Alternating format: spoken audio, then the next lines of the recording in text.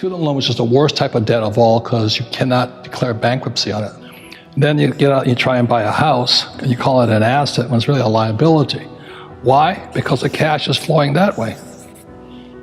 Your house costs you money. You rent a house, it still costs you money. When I left school in the 60s, there were plenty of jobs. But the world has changed and our schools haven't. And so they're still making this innate promise of get a job. And I was very fortunate when I graduated in '69. We're the highest paid graduates in the world. My classmates were making about $120,000 to $150,000 a year. That's not much money today, but 1969, that was a lot of money. I had my rich dad's lesson, the rich don't work for money, in my head. I said, okay, I'm making all this money, I have a secure job, but what's beyond that? And that's where education comes in. So if I could explain this to you for the rest of the millennial lessons, it's really going to be on this theme here. Because financial education is about not working for money. Like one of the first questions, when I finally realized what my rich dad was saying, I said, well, when do I never need a paycheck again?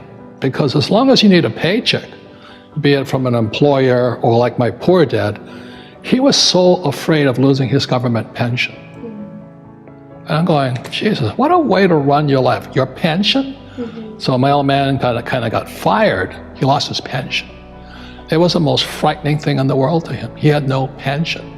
Then it was Social Security, which is even worse. So that's why my goal when I was about your age, a little older, my goal is to never need a paycheck again from anybody, even the government. I don't want any Medicare, Social Security. I never wanted to work for money, to need a paycheck. So the next few lessons in Millennial Money, you'll find out what I do work for. So this comes from Rich Dad, Poor Dad, and these are some of the distinctions. It was the advantage I had at age 9, because I knew what I wanted to work for. And this here, in simple terms, is called a financial statement. In school, they teach you to get a FICO score. FICO is BS. All that means, how good are you paying your bills? That's all FICO means, okay? Should be the FIDO score. So this is what your banker wants to see.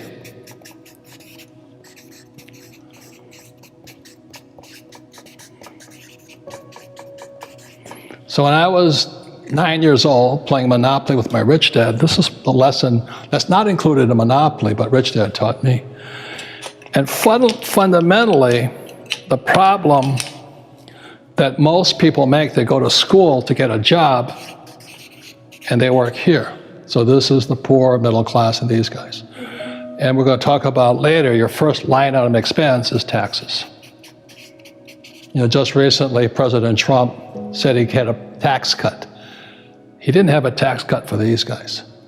As you know, the rules are always written for the rich, okay? I didn't make the rules. You can get angry at me, but these are the rules. The rich make the rules. This is what I work for. So what I work for, number one, is I'm an entrepreneur. I want businesses. I have multiple businesses. Next is real estate. And real estate is good for many things which we'll go into, but number one is debt. I use a lot of debt to buy real estate, and I pay no taxes. That's the relationship there. The next is paper. And that's savings, stocks, bonds, mutual funds, ETFs, and that stuff. I don't have any of that stuff. I don't save money. I don't have any of that. But this is what most people have: go to school, get a job, get a 401k, and save money. Loser. Okay. I'm doing that just to upset you guys, because maybe you'll start to think. Because I didn't make the rules. I'm just telling you these are the rules. These people pay the highest taxes, and they work the hardest. And the last are commodities. 4 different asset classes. So commodities are, number one is gold, silver, oil, land, water, food. So this is what I work for. When I left school, rather than working for a paycheck and working for money, my education had to go beyond getting a job, which I had a good job. But I now had to start, when I left school, about your age, the thing I focused on first actually was commodities. So back in 1972, I started buying gold. And it was illegal for Americans to own gold. Can you imagine that?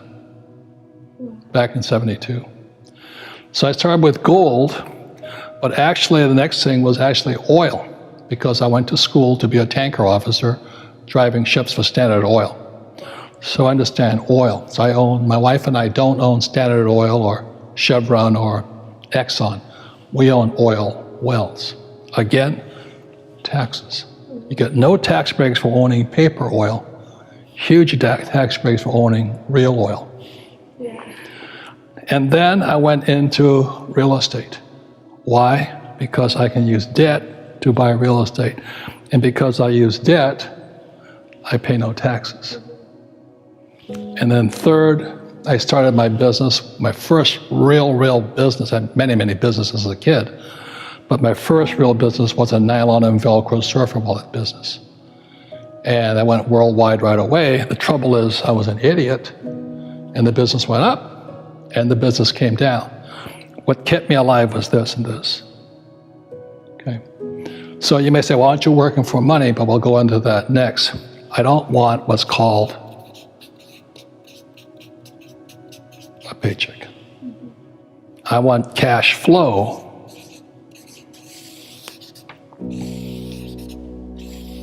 From here.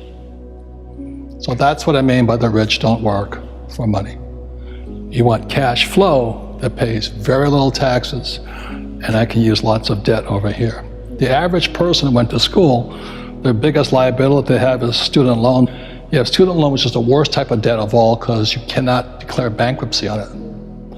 And then you get out and you try and buy a house, and you call it an asset when it's really a liability. Why? Because the cash is flowing that way. Your house costs you money. You rent a house, still costs you money. Okay?